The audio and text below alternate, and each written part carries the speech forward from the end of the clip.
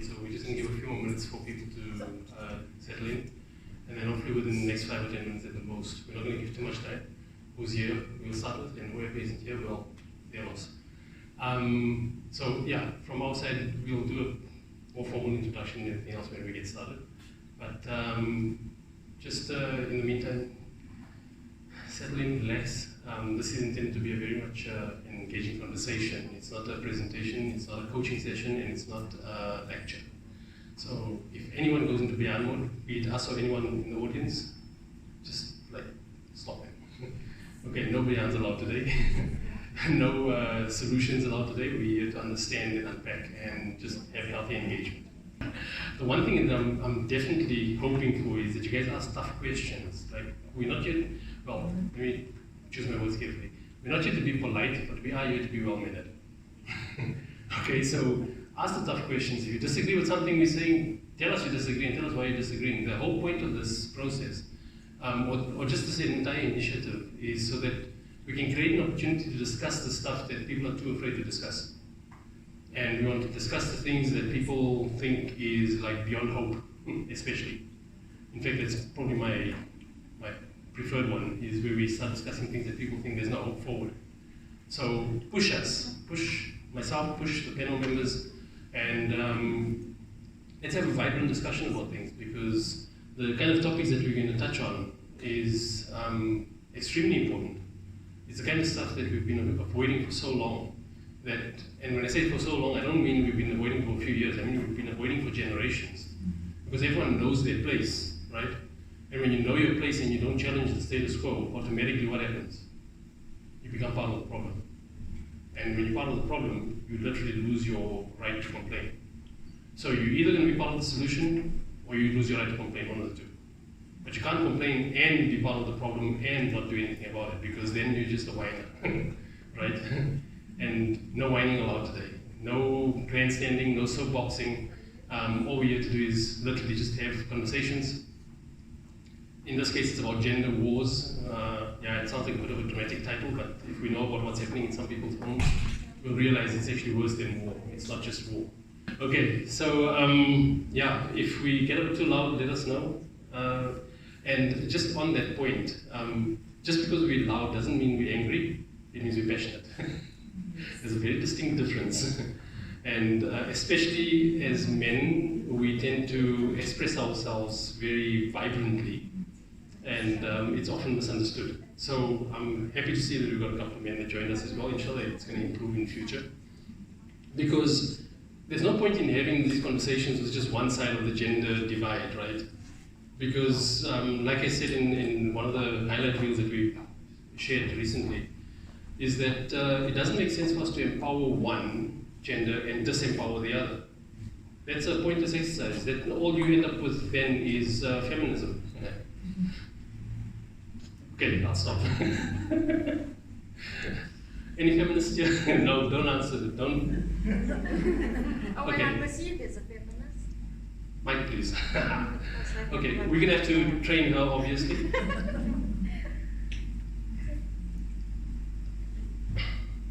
So yeah, everything is casual, everything is intended to be spontaneous and sincere, seriously. So to prove this, even though she's sitting there with her laptop, there's no prepared speeches, there's no prepared content for this either. All right, whatever you hear today is our sincere views with conviction about how we feel about these matters. I'm going to provide insights from my side to help unpack and understand, rather than to just have a view on things. And that's one of the problems we've got, is that everything is always just someone with an opinion, but no one with a solution or answers or understanding. And that's what we're striving for, right? So I think we can get started, and I'm going to kick off with a bit more of a formal approach, right? Happy? Everyone ready? Okay. So everyone can see us okay, right? There's no problem with line of sight and everything else. All right. Assalamu alaikum wa rahmatullahi wa barakatuh. So I'm Zaid Ismail, in case you guys haven't figured it out yet. And I'm called a life coach or coach for life, but I don't believe I'm a coach. Coaches tell you how to do things. I'm not here to tell you how to do anything. And those of you that have worked with me, you know that we don't talk about the how, we talk about understanding why. because once you understand why, you automatically know the solution, right? But let's just move on from that. So I'm also a self-published author. Some of my books are available. Dineo next to me is also a self-published author as well, and she's also got some of her books here. And so from my role in all of this, I'm the antagonist, protagonist, provocateur, I don't know, you decide.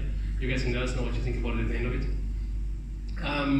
And the whole point of this is that we want to have a facilitated but spirited discussion. That's what we're looking to do. It's all focused about gender wars, about the misunderstandings and the contention that we have between genders. And the one thing I can tell you with absolute certainty, there are absolutely no holy cows in this room, right? Nothing is above reproach, no one is above reproach, and nothing is off the table for discussion. If there's something that is important, that is relating to any of the topical points that we're going to be touching on, we deal with it. We're going to be talking about it, and we're going to ask uncomfortable questions, and we're going to have uncomfortable discussions about it if we need to. That's the whole point of this entire process. But before we get into that, a couple of housekeeping things. I always forget that because I'm always like ready to get going. So the men's and ladies is out the door to your left, around the corner. The Istinja bottles are already like on the table somewhere. You'll figure that out. And what else is there? Oh yes, questions and answers. We're not going to leave things for a later time in the program. It's not really a program, in the discussion to ask questions. As we are having discussions, if you have a question, please raise your hand. We've got a roving mic that will be brought to you, and you ask the question, and this is the most important part. At some events, we end up with people wanting to tell us their life story in question. We don't want to know the life stories in the question, unfortunately. We don't have time for that. But I do offer coaching for that if you want to. But beside that, seriously, keep it pointed. If you want to share insight into it, keep that also very pointed, right? We're not going to long, drawn-out lectures about entire processes that we went through for healing and everything else. We want to keep it focused on the topic at hand, on those specific points at hand, and once we've got that momentum going, inshallah, the entire conversation will just flow, right? And that's what we're looking for. We're looking for a very vibrant, flowing conversation, not anything more. We're going to be debating a lot between ourselves, probably. Yeah, some people are looking at me and wondering why are you standing there with women. Well, we now conduct ourselves in a public setting and in interactions with the opposite sex. And hopefully we're hoping that through these conversations, we'll start understanding that the whole point is that we need to be responsible and accountable for how we conduct ourselves, rather than holding other people accountable for how we want them to make space for us to conduct ourselves. All right, so that's the point of this. We're not looking to create new fitnas or new problems. We're just wanting to break down the barriers that have caused massive problems in our homes and our community. And if anyone doesn't understand what's the seriousness of these issues, I'm hoping that by the time we're done today, you will get a very good sense of exactly how important these discussions are, inshallah. Okay, so that's me, Zaid Ismail, and I'm going to hand you over to Dineo, Nomayeza, Sibuyi. Yes. Assalamu alaikum. My name is Dineo. The name that I have come to embrace is Nomayeza. That's my second name that my mother had given me upon birth. And the story behind my name, or the meaning of my name, Nomayeza, means the healer. And the story behind my name is that when my mother was heavily pregnant with me, she used to heal people through herbs. And towards the end, she couldn't help anymore. She couldn't help anybody anymore because she was very heavily pregnant and it was a complicated pregnancy. So then she decided to take a break. And an elderly woman came who had high blood pressure and she wanted some medication for that, some herbs. And my mother told her, look, I'm not working with people right now. Can you come back 6 weeks after my baby is born? And then the elderly woman said, we cannot wait for Nomayeza to arrive, because she had a belief that because I was in the womb, my mother's medication or medicine was more intensified in the way that it could help people heal. There was literally, according to what they narrate, there was a very long queue at my mother's gate when she was expecting me. And then after that, her customers went down a bit, but according to what I understand now as a Muslim, as a revert, it was Allah's risk for me, for my mother to have that many customers during that time as she was unemployed, and it was a preparation to take care of me. And when I became a Muslim at the age of 16, I was then given the name Atia, which I have now renounced because I did not have an understanding then that you could still keep your African Muslim name as long as the name has good meaning. My first name, Dineo, means gift, and the second one means healer. So I have kept my African names, and not to say that I don't use Atia still, but I love to keep the names that my mother gave me because they carry so much weight. I'm very excited to have this discussion. I don't know if I'm much of a debater. If I do become one, that's your fault. But I'm still very excited to have this discussion. I am newly married, younger than 30, I've been divorced already, and we'll discuss that as to why, talking about the topic gender wars, why we got to that, and why I used only the prescription of 3 months and did not wait for longer than that, as the society expects women to wait eternally before they move on. And yeah, we'll get into that as soon as we have our discussion, but that's just a brief introduction as to who I am. I'm looking forward to the discussion. Jazakallah khair. Assalamu alaikum wa rahmatullahi wa barakatuh. Do I need an introduction? No. Yes, you do, please. See, they said no. They said no. I told you we're going to need to train about that. Okay, so I'm Hana, but I think everyone knows me as Hana Heads from social media. I don't know why I'm here. I think they just wrote me in for I don't know. But I know why I'm here for this particular event, gender wars. This is something that I hold very close to my heart, especially after I got divorced. And I took to social media to talk about so many of the social ills that suddenly I was bombarded as a divorced woman that I didn't think I was going to experience. I really thought that we had moved past many things until I was in that space. And what it resulted is that I am a socially certified feminist, according to many men. And I'm a man hater, apparently. And which is not true. I think every time we talk about issues that, highlighting, that highlight women issues, when we talk about the way a society perceives us or the way things affect us or impact us, is this going to sound like I'm attacking men? No. Men feel uncomfortable. They don't like it when we talk about things that they do wrong to us, and then when we talk about it, it's about women do this and women do that, and then so that is where gender wars comes in, I suppose. We want to talk about we're not fighting with each other. We don't want to, and I'm also very passionate about women empowerment, and that is specifically why I took to social media. It was primarily to empower women that came out of divorce, and obviously then that is how I became vocal. So it was like, to make women feel that you can still find a voice and you can still be yourself, no matter what your situation is. Don't let titles like, single mother, divorce, define who you are and all of those things. But as a result, obviously came its own set of negativity with that voice.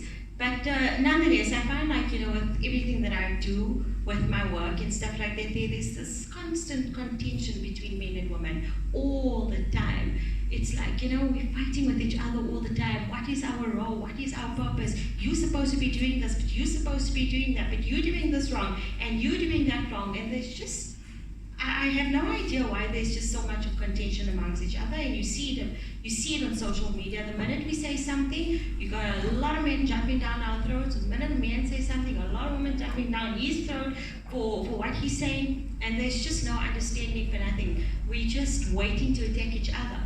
So that must come to an end, because at the end of the day, we need one another. We were created to need one another, to complement one another, to coexist with one another. And this misunderstanding that we have with each other is creating lots of barriers within marriages, with the way we're bringing up our children, with lots of other serious issues. We have the LGBTQ taking our children by storm, and you have drug addiction, and there's just a lot of social ills going on. And if you go into the root problem of it all, it comes down to upbringing and the way that environment impacted certain individuals, and that on its own comes to the way a mother and a father dealt with each other. So very important. This topic is very important, and it can branch into so many different things. So for me, this is where, and I think also as an educator, okay, so for those who don't know me, I'm also an Islamic educator, I'm also a motivational speaker, this is what I do, and I'm also a columnist, so all of this plays part of what I do. So, and I'm very passionate about talking about things that people don't like to talk about, things that our society like to take and sweep under the carpet and pretend like it doesn't happen to us, because I don't know about the black community, brown community, we love pretending like stuff doesn't happen to us. We love pretending like abuse is not a thing. We love pretending like depression is not a thing. We love pretending like we don't, our children are not on drugs. We love pretending. So I don't like pretending. I like talking about things open. I like educating people about matters, and we need voices like that. And I don't mind being that voice and being that message for our society. So that's who I am and what I do. Yeah, you've touched on such an important point. You spoke about whether in the black community it's the same way, depending on what faith we are, raised up in or brought up in, then we face the same challenges, and it's how we are nurtured.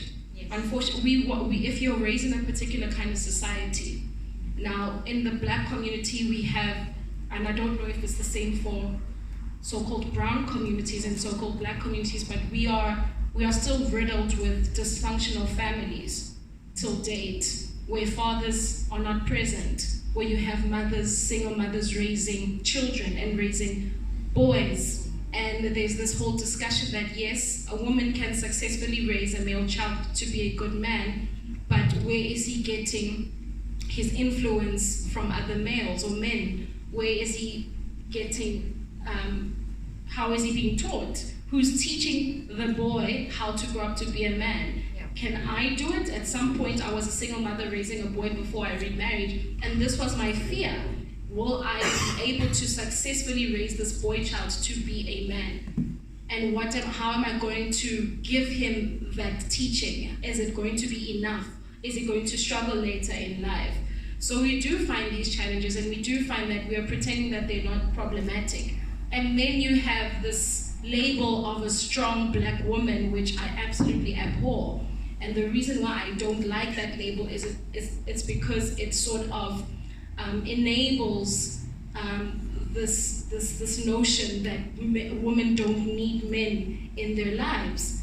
Yeah. And you find that some men are not taking responsibility for the children that they've brought into the world. And whether it was through marriage or whether it wasn't through marriage, and this is an honest discussion that a lot of the time in our society, and I'm not talking about the Muslim community, I'm talking about the black community, a lot of children are born out of wedlock.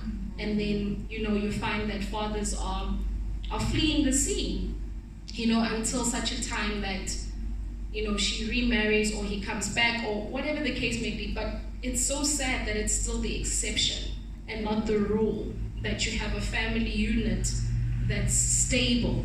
It's almost become the rule, and it's acceptable that the family unit isn't stable. And you can just imagine what type of children are going to be, brought up, what type of the adults they're going to be raised up as, and what they're going to be like if they don't have anyone to look to.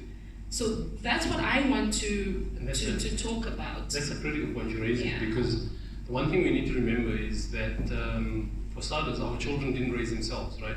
Yeah. So if we're unhappy with the way our children are behaving, the one thing I always have to remind myself about, especially as a parent, is that if you don't like what you see in your children, it means your job as a parent is not done. It's really that simple. It's not a matter of wanting to judge their behavior and expect them to know better. And they're kids, they don't know better. And they're going through so many different life stages that we don't recognize what life stages they're going through because we forgot what it was like when we were their age. And there's another critical point as well, and one of the things I want us to just be very aware of is that, like Dineo mentioned, these problems that we're facing, it is not specific to the Indian Muslim community or the Malay Muslim community or the colored Muslim community or the black Muslim community. These are universal problems. The only thing that differs is how the cultural influences handle it, how they acknowledge it, how they determine what is the cause of it. Those cultural influences are based on how it is that we are attached and aligned to our traditions and how we want to be seen by our community. That's why we pretend we don't have a drug addiction problem in our community. That's why we pretend we don't have a homosexuality problem in our community. Same reason why we pretend we don't have a serious violent abuse problem in our community. It's because we don't want to be seen as being that deficient in the way we conduct ourselves. And that's part of the problem, is we're too focused on how we want to be seen versus how we actually see ourselves.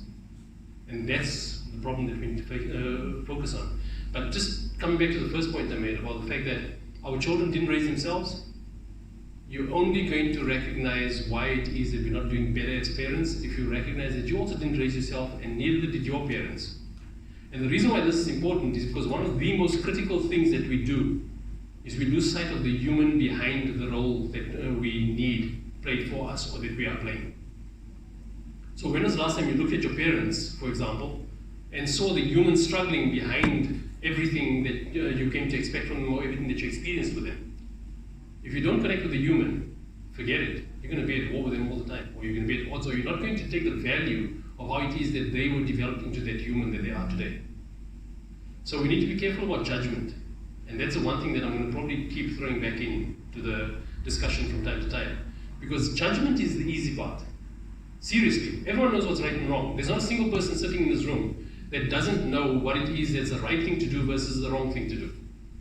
But I guarantee you, every single one of us, in some way or another, we struggle to understand why it is that despite knowing what's the better thing for us to do, we don't do it. That's the question we need to answer.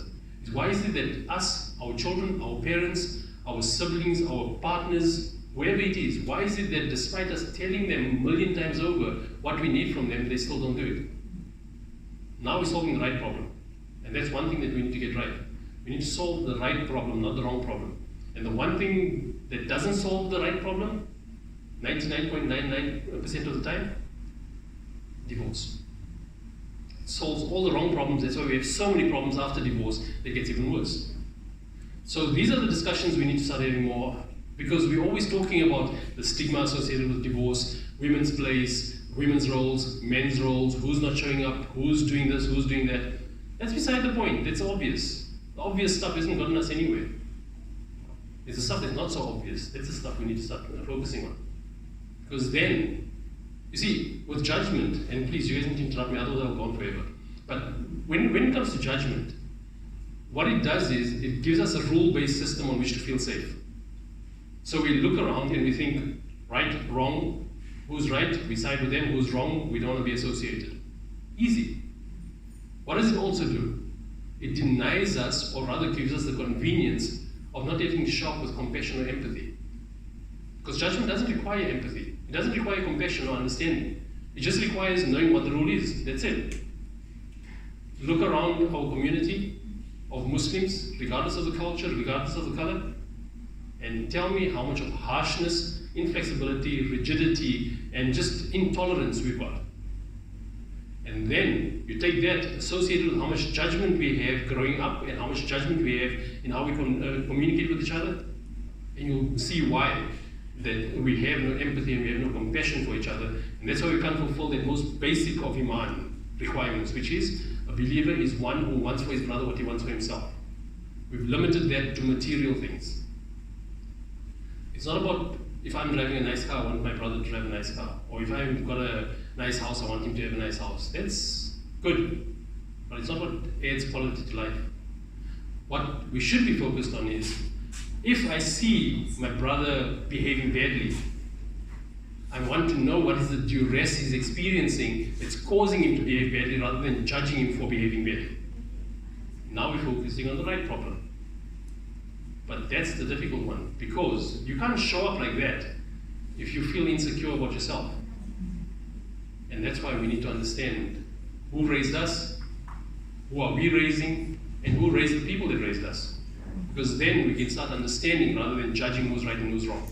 But may I ask, how do we draw the line between tolerance, right, and having the empathy and having strong boundaries? Because then, you know, a discussion I was having with one of my sister friends the other day was like, no, but we have to have a place for judgment, otherwise then we just are going to, we're not going to have a boundary. Absolutely agree. Absolutely. So where's the, we become so tolerant of everything that we end up standing for nothing. Right. Yeah, that's now what here's the I thing. Yeah. Exactly, absolutely, right? We don't want to be so liberal. They say if you're too open-minded, your brain will fall out. Yeah. Right? We don't want to get to that point. We don't want to get to a point where everyone is okay with everything, because we can see the problem with that as well. What does the empathy look like though? Empathy looks like what you do after you've judged. You recognize what's right and wrong, you recognize what's good and bad, but you don't stop there. If you stop there, you're a judge. That's the easy part. Do you step up after that to say, I can see someone's behaving badly? You know, there's a hadith that tells us that you must support the oppressed and you must support the oppressor. And when the Prophet ﷺ was asked about the oppressor, how do we support the oppressor? He said you must seize the hand of the oppressor, you must prevent them from oppression.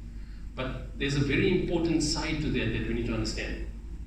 You don't just seize the hand of the oppressor because you want them to stop oppressing, but you seize the hand because oppression is harm to ourselves as well, not just to the people who are being oppressed.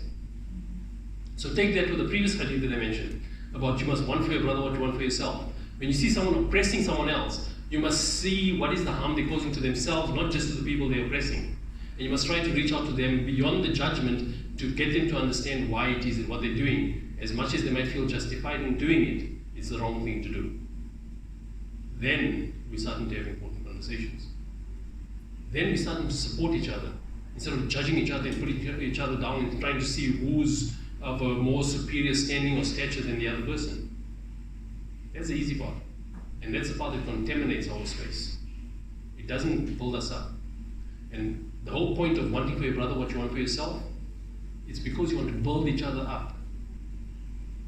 So that's why in the Holy Cows, that's why we seek understanding. We don't look for how it is that we can tell someone that they're wrong and leave it at that. Don't call someone out on social media and leave it at that. Seek to understand so that you can understand why someone is having a bad day and that's what's causing them to behave badly. And fair enough, you're not always going to be able to get through to someone because their anger is going to be more than their willingness to reason. But as long as you make sure you're not part of the cycle of their anger, you don't feed it, that's what's important. So to answer your question more directly about how do we see what empathy is? Empathy is when you see the person, the human, behind that behavior. You know, the behavior itself, we can resist the behavior. And that has its place because in the moment of abuse, you don't want to go and sit and talk about someone's insecurities. You want to stop the abuse, right? I'm not saying we're being impractical or idealistic about this. But the point is, once you stop the abuse, once you prevent it from continuing, you then look behind the behavior. You see in the eyes of the person that is committing that abuse, you see what is it that they're struggling with within themselves. Because I guarantee you, absolutely guarantee you, there is not a single person that behaves badly if they feel appreciated. The problem is, we're expecting them to feel appreciated by us. Meanwhile, they're struggling with not feeling appreciated by someone other than us that's also important to them. And that's how we need to start understanding that. Okay, I told you I'm going to bombard you with questions. Please do, please do. Otherwise I won't stop. I want to know, why are men so angry when we women talk out and say, you know, we deserve this. Islam didn't say that we are here, because this is a fact, right? If you look at it, Allah subhanahu wa ta'ala didn't create women to serve men. We were created, both men and women were created to serve Allah. Right. Right? So when we say how to serve Allah? Yes. It sounds like an obvious question, but seriously, how? I would say serve Allah through hukukullah and hukukul ibad. Okay, but what does it Right, mean? fulfilling the in rights of practical? Allah and fulfilling the rights of people. Right, and with every right there's a responsibility. Yes, right? Okay, fine, we get that. But when I'm talking about... oh, here we come now. Okay, look, we have responsibilities, okay? Right. If I enter into a relationship with a man and I'm married to him or whatever it is, obviously there's responsibilities. He's going to have a responsibility to me. I'm going to have a responsibility to him as such, okay? Right. But when I say, you know, we have men who have like this absolute ideology or this idea that, I don't know if it's wrong, that, you know, women are supposed to be these, you know, domesticated women, sit at home, don't have careers, raise. And I'm not saying there's anything wrong if you're a woman who's at home and doesn't have a career and you're not earning money. I'm really not saying there's anything wrong with that. But there's certain men who feel that, you know what, a woman's place is in her home. She doesn't deserve to step out of her home. She shouldn't be earning money. She shouldn't be doing anything that, you know, that, I don't know, sort of gives it an identity of her own. When I come up there and I talk on social media and I'm like, we tell women, you know, get independent because we're living in a time where it's necessary for women to be independent. I'm not saying that, you know, you need to be independent to the point where you don't need a man. I'm just saying get to a point where you are able to stand on your own 2 feet in the absence of a man, right? Why is there so much of like, you're toxic woman, you're feminist, you're teaching women not to need men, and what is wrong with the message? What is wrong with that message? I don't think there's anything wrong, but I think... with the message. In fact, the advice is, or the ayah is that men are the maintainers of women, and that's assuming that we are going to be the utopian example of Muslims, right? Okay, but he's the man, he should answer that. Okay, well, here's a couple of things we need to... The men. Yeah. Why are men so averse to women having careers and being independent, and then having women advocating for women to be independent? What is it? Is it are we challenging their egos? What are we doing? What is the ego, though? I don't know. Tell me. Okay, let's You're get that the one ego out. system, so you tell us. Yeah, I literally don't talk about it. I'm here to understand each other. Yeah, you make me understand, man, because Okay. I don't understand. Alright, so what is the ego? Now, first I'll tell you what it's not. Because there's so many beliefs about the ego that we automatically assume that because it's pervasive, these beliefs are so widespread that it must be true, right? One of the things that we believe the ego is our nafs. Yeah? Our base desires. It's this evil thing that is hovering over us, trying to get us to do haram all the time and to fight it. It's rubbish. It isn't that. What is the ego? Why is it that we find people egotistical and then sometimes we find them humble? The ego isn't about your nerves. What we need to understand is why is it that our nerves get the better of us sometimes and other times not? Your ego is the sum total of your insecurities. The more insecurities you have, the more egotistical you will be. The less insecurities you have, the less egotistical you'll be, and you will appear humble. If you try to be humble, you're arrogant. If you assume that you have to put more effort into humility, you're arrogant, because you're already believing that you are all that you have to lower yourself. Come on. Your ego is the sum total of insecurities, I promise you. Don't complicate it more than that. The more aware you are of your insecurities, the more you'll understand what's driving your behavior. And then you won't worry about rights and responsibilities. I'll tell you why. The whole reason why we're so focused on the rights of women and the rights of men is because we have a whole lot of people who are insecure. Yeah. Low self-esteem means that you need someone to compensate for it. If I don't feel good about myself, I'm going to need my partner to make me feel better. And if they don't do what they need to do, I've got a reason to say why I don't feel good about myself. It's nonsense. Your self-worth, like I always say, that term itself tells us what it's about. It's your self-worth. It's the worth you place on yourself. It's not the worth that someone else places on you. It's not how it is that your partner treats you that determines how you feel about yourself. How you feel about yourself is how you feel about yourself. But if you don't understand why you feel the way you do about yourself, you'll automatically blame your environment and blame your upbringing and blame your parents and blame corporate structures and all sorts of things. See the people with road rage? How many of you had road rage on the way here?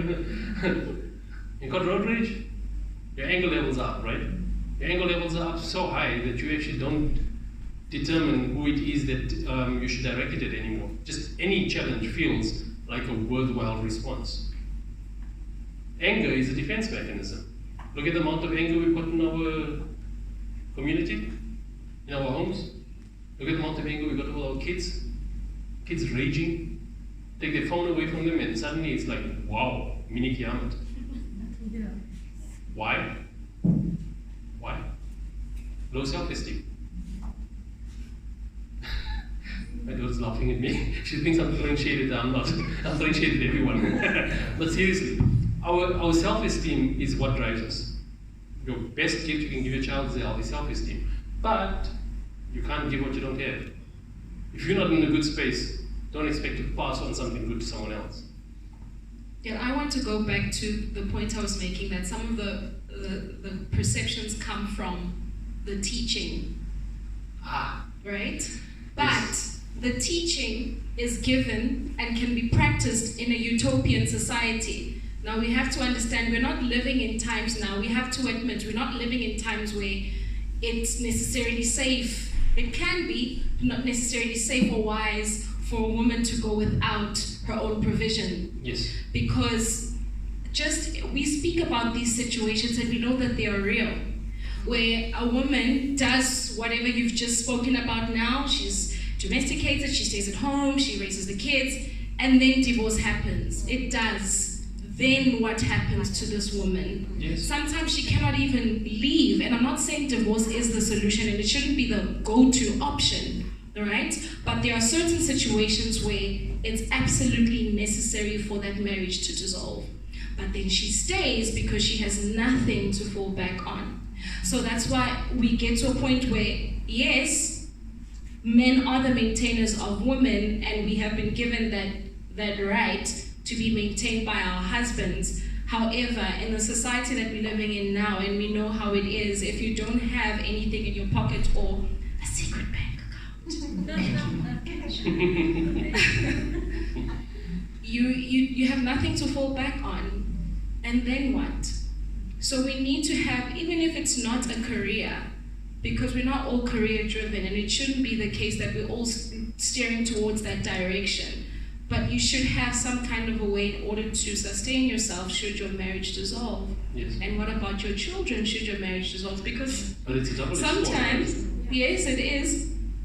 But sometimes, in an event of a divorce, the woman, she'll take her children with her, and even Yes. the provision for the children gets cut off there, and you're left to raise the children on Yes. your own financially, and you have to take care of them. Going through the legal system is, That's the a maintenance nightmare. route is traumatizing on its own. You end up just wanting to do it yourself because why? And the one unfortunate thing that I want to just mention at this point is that, and I've dealt with many, many cases like this, is that unfortunately, as a woman in that kind of situation, it is next to impossible to find structures and organizations that are sensitized to the experience and the position of women that are facing that. So that's why the whole debate about rights and responsibilities is a pointless debate at this point, and I'll tell you why. Because we've been having the debate for generations. It hasn't gotten us anywhere. If anything, it's creating more polarized positions on either side of the gender divide. So the question isn't about whether the rights or responsibilities need to be fulfilled. It must be. Those rights are given by the law. You can have your debates and your discussions all you want. Even if you don't have access to your children, you are still responsible for their maintenance. Even if your husband or your ex-husband is not responding the way you want them to respond, or paying as much as you think they should be able to pay, it doesn't give you a right to hold access from your children. So these things about rights and wrongs, like I said in the beginning, it's the easy part. We know it's wrong to withhold access. We know it's wrong to withhold maintenance. Why do we get to the point where we actually use that as tools to feel significant? That's the problem. Low self-esteem. Is it a matter of feeling significant though, or a way of survival? Because sometimes that's the only way that you're going to get a response. I agree. On either side of the gender, right? Now, we need to be careful about the symptomatic response, which is the need to survive. That's the symptom you have to deal with. It's there, it's real, right? But we need to also understand what gets us to that point. Because if we're only going to keep focusing on the symptoms and dealing with the symptoms and coming up with strategies and solutions and structures and support groups for the symptoms, we're always going to be in reaction mode. And that's where we are right now. We're in reaction mode. The moment something goes wrong, we know how to react. Ask someone if we can help them prevent something going wrong in the first place. Not my problem, your problem. And that's the problem right there. It's not because the couples fail. I swear, every single time, and I will maintain this position probably till the day I die, is that when a relationship fails, when a marriage fails, the support structures on either side failed first, then the couple failed. And as support structures, we refuse to acknowledge our responsibility in that. That's why the same support structure will be in denial about the fact that we've got a drug problem in our family, or we've got a homosexuality problem, or we've got whatever other problems we've got, social ills. Because we only want to present our good side, and we want to hide the shame of the bad side. Now here's the thing about shame. It's only shameful if you feel ashamed. It's not shameful because it's shameful. It's only shameful if you feel ashamed about it. It's not shameful in itself. It's the value you attach to it, the stigma you attach to it. It's the values and principles and traditions and cultural norms that we subscribe to that enable society to be judgmental. So we need to take a step back and realize what is our contribution to the cycle. Because like I always say, when you want to break a cycle, you don't worry about what someone else is doing in that cycle. You focus on what you're doing to maintain that cycle. And when you realize what you're doing to maintain the cycle, you change that. And immediately, if the response you were giving yesterday got a certain provocation of a response from your partner, if you just don't provide that response anymore, guess what? Their reaction to you becomes redundant. That's how you break a cycle. You own your contribution to it. So coming back to the issue about the difficulties when you get to that point of needing to be able to fend for yourself. Like I said, it's a failure of the support structures. And there's no shortage of support structures that are wealthy, that are well-to-do, that have got the connections to create opportunity and everything else. But they choose not to because they don't want to be associated with the stigma of supporting someone that's been divorced. Okay, I have a bit of a problem with the statement that you've made about if you stop a particular reaction or provocation, then the other person then will cease to, how do we then stop because it can be part of victim blaming. Let's say, I'm giving a case scenario, right? Victim blaming, yes. Yeah. You have a spouse who's physically abusive. Right. You have done nothing to provoke that individual. They have whatever happened on the outside or what's happening internally, and you become the target. Right. I can decide to keep quiet. That's not going to stop the abuse from happening. No, I can decide to step out. Maybe that will stop the abuse from happening because I've stepped out. But I'm just afraid of if I stop a particular thing and provoking a person a certain way, then they will stop whatever, or the cycle will break. Sometimes it's not between my partner and it's not between me and my partner. It's between my partner and what's happening with him internally and what's happening in the society and whatever messages that are being told on the outside that now come into the household. Yes. So how do we not shame the victim? Okay, for starters, we don't ever shame the victim. We're not ever blaming the victim for the behavior of the perpetrator. We're never ever responsible for how someone else chooses to respond to us, right? Your response is your response. Everyone must own that. But what I'm saying is that if you're not aware of what you're doing that is provoking that response. But sometimes there isn't. Hold on. This goes deeper than the surface level interaction between the two people. And that's what I'm saying we need to be understanding about, right? Again, coming back to that point about you need to see the human behind the behavior. Now, I'm not saying that by doing so you excuse the behavior. I'm not saying that you make excuses for it either, or that you diminish the impact of it. We're not for 1 second suggesting that it's not as bad as it is. But there's so many things that come into play on this, right? The one thing is that if we understand what drives that anger and that abuse and what's driving them to be that enraged, we'll be more aware of what it is that we might be doing completely innocently that actually feeds it, right? It's not about taking accountability for it. This is where you're responding to the symptom. But your response to the symptom can't be something that's going to make that symptom worse. So if you understand what is causing that rage, your response to it can at least make sure you're not going to feed it. But of course, we have to take practical steps to make sure that we limit the impact of that abuse. And that's where the support structures come into play.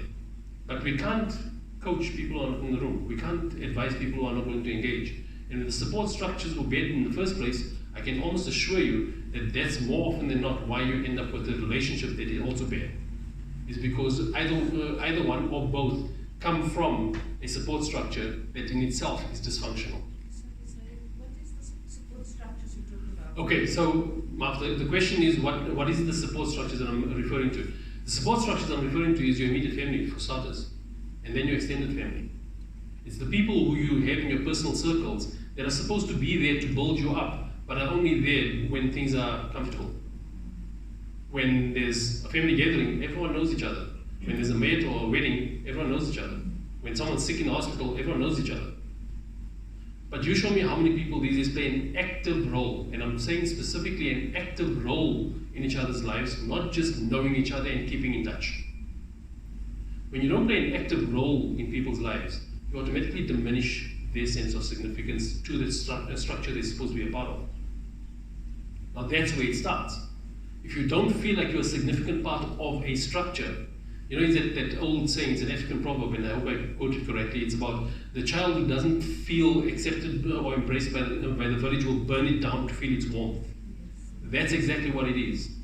If you don't feel like you belong to something that is important to you, you will become destructive in your response to it. Because you want to claim your significance. And that's what anger is. Anger is our demand for significance when we feel insignificant. Now that's why I'm saying, if we understand what drives the behavior, we can make sure that the way we respond, as much as we're innocent in our response, as much as we are right in our response, we just don't want to go and poke the bear. We don't want to poke the bear. We want to make sure that the way we respond is not going to add insult to the injury they're already feeling. Because remember something about emotions, right? Emotions is never about the moment you're in. Never about the moment you are in. Emotions is an accumulation of the themes of your life that resonate with why it is that you feel inadequate in that moment. Why you feel insecure, why you feel overwhelmed, why you feel hurt. That's why something small can blow up into something so big. It's because it resonates with how every other time you were treated that way by someone else and someone else and someone else. And eventually you got to that point where enough is enough, I'm not going to take it anymore. And the same thing applies to the abuser. That's exactly where they're at. Enough is enough, I'm not going to take it anymore. So the moment you come and ask innocently as a wife, listen, we've got no food in the house. He feels inadequate. You're right, he's supposed to be providing, but he feels inadequate. And when you feel inadequate, what are you going to resort to? You resort to authority, you resort to power, you resort to influence. The one with more resources will always be the one that's more dominant. That's why you don't compete on resources, you don't compete on power. You want to not even compete, but you want to engage as humans so that they can feel that they're actually seen and heard. Because the worst thing you can do to anyone is make them feel invisible. Abuse is better than feeling invisible. I'm telling you this up front. I promise you. I'm not blaming victims. I'm not justifying abuse. But someone that is being abused will stay in an abusive relationship if they know that outside of that they will become invisible. Because we want to be significant. When you're getting abused, as sick and as dysfunctional and as harsh and as crazy as it sounds, when you're getting abused, there's still someone that notices you. And there are people who don't have anyone noticing them. Is that why you stay in that narcissistic relationship? Yes. You stay in because you, look, if your self-worth is low, sorry, just so that you guys all hear this, the question was, is that the reason why we stay in a narcissistic relationship? Narcissistic relationships are just contaminated because of massive insecurities. So the whole issue about narcissism, you have narcissistic behavior, but no single person is a narcissist. And I'm happy to challenge anyone on this. We can have the debates, I promise you. Yeah, because everyone's a narcissist nowadays on social media. These days, everyone's a narcissist, everyone's, well, if you speak to women these days, and I'm not, like, just as a general statement, right, please don't understand me. But generally, I'm not gender bashing. But if you speak to women, they'll tell you their partner or their ex is a narcissist. If you speak to men, they'll tell you their partner or their ex is a You're suffering from? Bipolar. Bipolar. So women are bipolar and men are narcissists, and there we got all the problems sorted out. No. Okay. You've given all the ways in which. Oh, you said I must debate, so now Yes, you're please training do, me. please do. No. Okay, no, I'm not here to debate. I'm just joking. No, it's not a debate, it's a spirited Can I just discussion. say something? Sure. Can I just go a little bit back to where Sure. you was talking about the support structures? Sure, you can take the mic and... Before we go on to the other... Yes, please. Assalamu alaikum. Walaikum salam. The support structures, I don't know, in my opinion, in my experience, but anybody is welcome to differ. I think family are not the worst people to support you, but they don't know how. Yes. And Absolutely. it can lead to interference. So family, Families, rather keep them out. well, if they're not in a healthy space, I agree, keep them out. You know, But you but need to be aware of we where need they're at. educated, experienced professionals. But even that is a problem, and I'll tell you why. I'll tell you why. That was my next I question. found that actually when I went to a professional, in Right. my experience, that's when I We could need- see and understand what was going on. Family can't be objective. Well, the fact that families struggle to be objective is part of the reason why they have bad support structure and why I'm saying support structures fail. Yes. You see, advice that I always give to newlyweds, and I give it to people that are married as well, but especially newlyweds, is that when you have a difference between the two of you, the husband mustn't go to his family to talk about the problems he's having with his wife, and the wife mustn't go to her family to talk about the problems she's having with her husband. Because the whole point of having that discussion about the problems you're having shouldn't be to gain sympathy about how difficult you got it. It should be about trying to solve the problem. Now, you don't solve the problem by speaking to the people that don't know the person that you're having a problem with. You solve a problem by speaking to the people that know the person you're having a problem with. So the husband should go and speak to the wife's family, but in a way that is constructive and meaningful towards an outcome that is going to be beneficial, and vice versa. The problem is, if we don't have those good relationships with these support structures in the first place, then we need professional intervention. But the professional intervention can be extremely problematic. I cannot count how many relationships were terminated because of bad professional intervention, and I also can't count how many marriages happened that were not suitable because of bad professional intervention. If you're not aware of what problem you're trying to solve, you're going to ask the wrong questions and you're going to get the wrong advice and you're going to cause a bigger problem. And that's why awareness, mindfulness, and that's that word that I love so much because everyone misquotes it, taqwa. Taqwa, consciousness. It's got nothing to do with fear of Allah. I promise you, when you look at the root meaning of it, and I'm not going to get into a scholarly debate about it, I'm not a scholar, but it's got nothing to do with fear of Allah. It's got to do with mindfulness, consciousness, awareness. Because the moment you are mindful about what you're dealing with in that moment, you're not going to contaminate that moment with a whole lot of hundreds of things that happen that aren't related to that moment. And that's our problem, is that we take the problems of our life that feel similar and try to solve it in that instance. So when you go for professional intervention, there's two things that I want you to be very careful about. Right? The one is, if someone is telling you everything you need to feel like you're the one that is actually the victim in it, run. You're speaking to the wrong person. And the other thing is that if it's someone that's going to encourage you to bring your partner in and sit in the same room and talk about your problems, run even faster. That causes more problems than anything else. You know why? Joint counseling sessions for marital problems or relationship issues, the only thing it does, it gives each person that much more reason to present their best argument about why they're not right, wrong in the first place. And now you're doing it in front of a third party. So what are you doing to the shame between you and your partner? You're making it worse. You're increasing the insecurities, you're increasing the antagonism, you're increasing the misunderstanding, because now it's about trying to prove who's right and who's wrong. And if you get an agreement out of that, I promise you, it's going to be a transactional agreement that you're going to move forward with. And that's the other big problem we've got, is most relationships, 99% of relationships are transactional in nature. And the ones that even are working well are transactional. But it works well because the transaction is well balanced. You've got a debit, you've got a credit, everyone's okay. The problem is the moment the one person outgrows the other one, suddenly the other one feels as if, oh, you think you're too big for your boots now. You think you're too special. Oh, look at you, you're earning so much more than me, so now suddenly you want to have a say. transactional. So what should we be doing? We should be focusing on two people connecting as humans, wanting to achieve similar goals. The first relationship in Islam is the most beautiful one that we don't take any advice from. There was never a debate or a discussion about the rights and responsibilities between Nabi Sallallahu Alaihi Wasallam and Khadija Radiallahu. There wasn't that. And the roles were completely reversed. And this is the thing that I've always found fascinating, right? We lose context when we focus on rules and judgment and fatwas and things like that. Think about what was happening at the time that marriage happened. They were burying females alive because they were ashamed to their lineage or ashamed to their family. And at the time when women were treated as nothing more than that symbol of society, the best of creation was married to a woman who had a higher social standing than him. Come on. We're trying to solve the wrong problem here. The problem is not about rights and responsibilities. Everyone knows what that is. There's 1,000,001 fatwas out there, and you can go shopping for fatwas depending on which madhab, which sect, which Maulana, which mufti. If you're looking for a specific version of fatwa, you'll find it. That's not the point. If you're already bringing fatwas into your discussion, I'm not saying fatwas don't have the place, but if you're already bringing fatwas into your discussion, you're not solving a problem. You're looking to see who's right and who's wrong.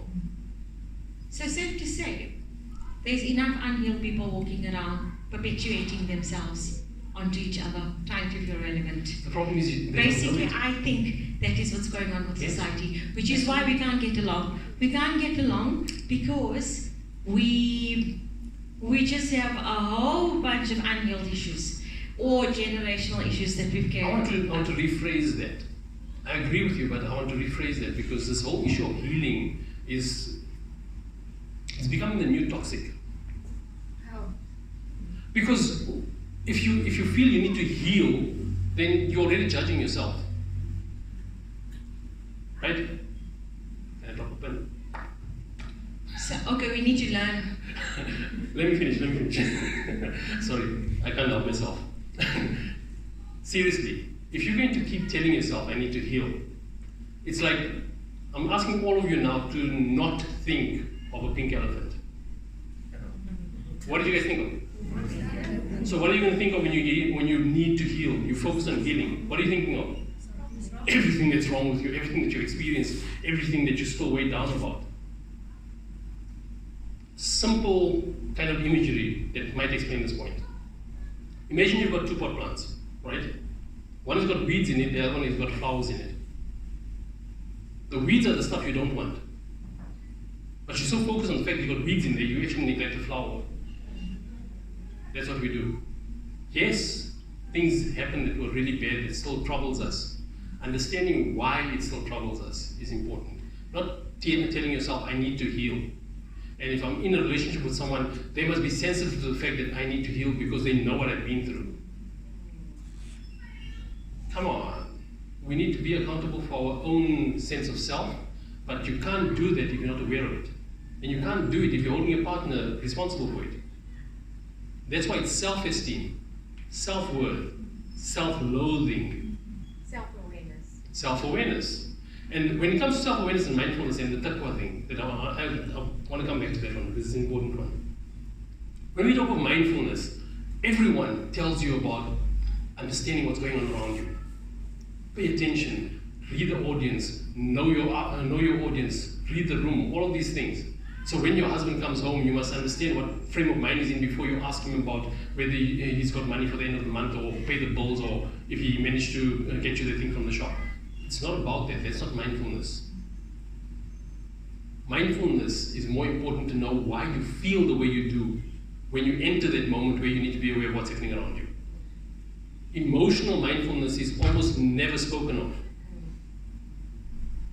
You're not going to be emotionally mindful if you're going to walk around believing that I'm healing and you need to respect that. So I'm not for 1 second diminishing the impact of abuse, of trauma, of horrible childhood experiences or bad relationships. I'm not for 1 second suggesting it's not important or it's not bad. But what I'm saying is that from any event, any incident, any experience, it is not the experience itself that's important. It's what you take from it. And if you don't know what you're taking from the experience, You hold everyone responsible for how it is that you experience that. And it will define you for the rest of your life. So now that we're in the month of mental health, right? Oh yes. And now you spoke about healing and not being in the state of constant victimhood, if I can put it that way. So what about now these terms that have come about, depression, anxiety, PTSD, everything everything, all these bipolar, narcissism. Yes, all of them, right? Because now we're becoming more aware that the reason why so-and-so is behaving this way is because they have anxiety or they are anxious. So are you saying to do away with those labels? No, I'm saying that if we use labels like that to describe what we're experiencing, fair enough. But if we use labels like that to say this is who I am or what I am currently going through, no. Labels are for products, it's not for people. We need to be careful. How do you, because now if I went through a traumatizing event that I need to heal from, but now you are saying, can you just repeat what you said let me unpack so this. that I can Let me unpack understand? this. I know. Because my book is titled ES, which means the healing. So now I want to know. I think maybe, say for instance, if you experience something that was traumatizing, instead of saying I need to heal from it, I need to understand why was that traumatizing. But before you understand, you need to heal because you're still I need to overcome. Let's put it this way. You're still injured. Let's put it this way. If you are sick with the flu, right? And at that moment you are actually experiencing the symptoms of the flu, yes, you are still in your recovery stage. Yeah. Right? Now, how long do you want to be healing from something?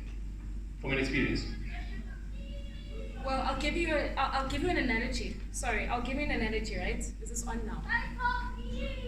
Unmute. Okay, I'll give you an analogy. Right. COVID-19, right? You're infected with COVID, you heal from it. Right.